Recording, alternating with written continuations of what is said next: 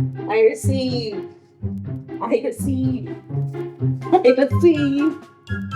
ఏం చేస్తున్నావు? క్యాలెండర్లో అభిషేకం ఉందంట.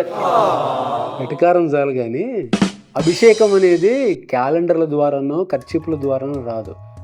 పాత నిబంధనలో అభిషేకము తైలము పోసి అభిషేకించేవారు.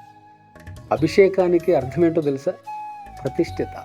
అంటే దేవుని మాటకు ప్రతిష్ఠిత కలిగి లోబడి బ్రతకడం అని అర్థం.